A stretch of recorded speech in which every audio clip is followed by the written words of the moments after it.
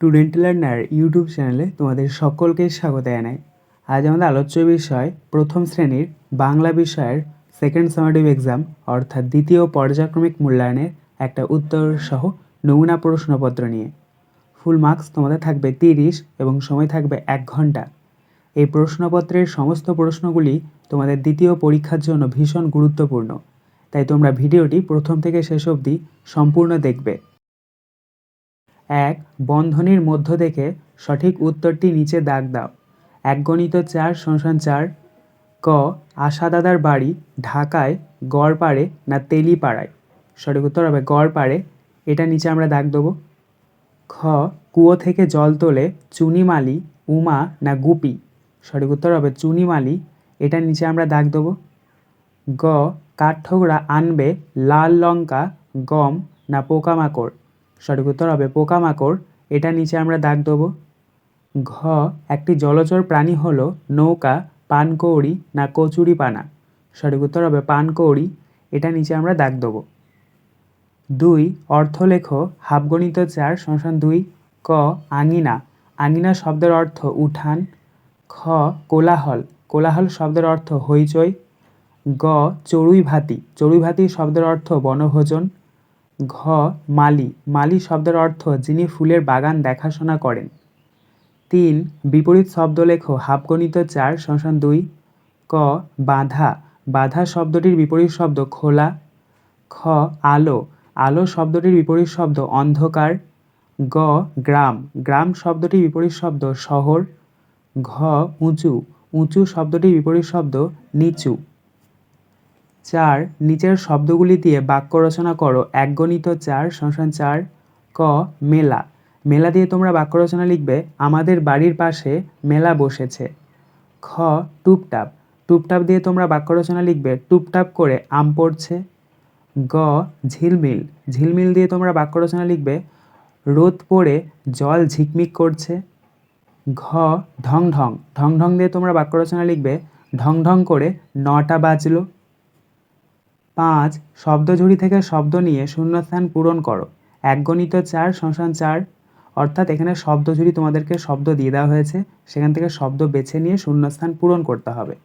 কয়েকটা দেখো আঠা লেগে হাত ড্যাশ করছে, প্রথম শূন্যস্থানে বসবে চট চট। কয়েকটা দেখো আকাশে তারাগুলি ড্যাশ করছে, দ্বিতীয় শূন্যস্থানে বসবে মিট মিট। গ. বিকেলবেলা ড্যাশ ঝড় হতে পারে, তৃতীয় শূন্যস্থানে বসবে কাল বৈশাখী। ঘ. ড্যাশ করে হাওয়া বইছে, চতুর্থ শূন্যস্থানে বসবে শোঁ শোঁ। 6. ঠিক পরের লাইনটি লেখো 1×4 = 4। ক.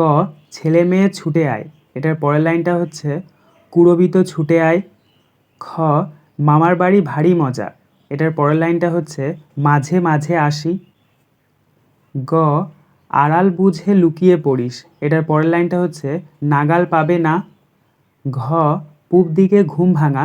এটার পরের লাইনটা হচ্ছে হাসে উষা চোখ রাঙা। 7. বাম দিকের সাথে ডান দিক মেলাও 1×4 = 4। দেখো এখানে তোমাদেরকে একটা ছক দিয়ে দেওয়া হয়েছে, বাম দিকের সাথে ডান দিক তোমাদেরকে মিল করাতে হবে। প্রথম রয়েছে বাম দিকের ক মাছ, এটা মিলবে ডান দিকের সাঁতার কাটে এর সাথে। কয়েকটা দেখো গরু, এটা মিলবে ডান দিকের জাবর কাটে এর সাথে। গয়েরটা দেখো পাখি, এটা মিলবে ডান দিকের ওড়ে এর সাথে। এবং ঘয়েরটা দেখো মানুষ, এটা মিলবে ডান দিকের হাঁটে এর সাথে। 8. ছায়ার ঘোমটা মুখে টানি কবিতাটির কবির নাম সহ 4 লাইন মুখস্থ লেখো। প্রশ্নের মান 4। উত্তর দেখো তোমাদের পাঠ্য বইয়ে ছায়ার ঘোমটা মুখে টানি এই কবিতাটি রয়েছে। এই কবিতাটি তোমাদেরকে লিখতে হবে, তার নিচে তোমাদেরকে কবির নাম লিখতে হবে। কবির নাম হচ্ছে রবীন্দ্রনাথ ঠাকুর। তার নিচে তোমরা লিখবে ছায়ার ঘোমটা মুখে টানি আছে আমাদের পাড়াখানি দিহি তার মাঝখানটিতে তাল কাতারি চারি ভিতে। এইভাবে তোমরা খুব সুন্দরভাবে কবিতাটা লিখে নেবে। 9. নিচের অংশটুকু ভালো করে পড়ে নিচের প্রশ্নগুলির উত্তর দাও। 1×2 = 2। এখানে একটা অংশ তোমাদেরকে দিয়ে দেওয়া হয়েছে, অর্থাৎ কতগুলো বাক্য রয়েছে এবং নিচে প্রশ্ন রয়েছে।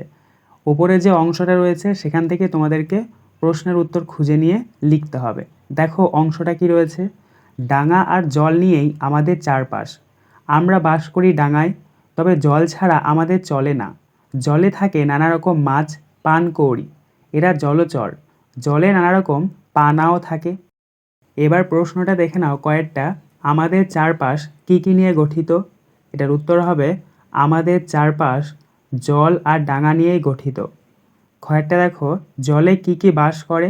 এটার উত্তর হবে জলে থাকে নানা রকম মাছ ও পানকৌড়ি। আজকের আলোচনা পর্বটি এখানেই শেষ হলো। আশা করি ভিডিওটি তোমাদের ভালো লেগেছে। যদি ভালো লাগে একটা করে লাইক করে দিও। সবশেষে তোমাদের কাছে একটাই অনুরোধ, যারা এখনও পর্যন্ত আমাদের চ্যানেলটিকে সাবস্ক্রাইব করে উঠতে পারোনি তারা চ্যানেলটিকে সাবস্ক্রাইব করে পাশে থাকা নোটিফিকেশন বেলকে অল প্রেস করে নিও এই ধরনের নতুন নতুন ভিডিও পাওয়ার জন্য। ধন্যবাদ।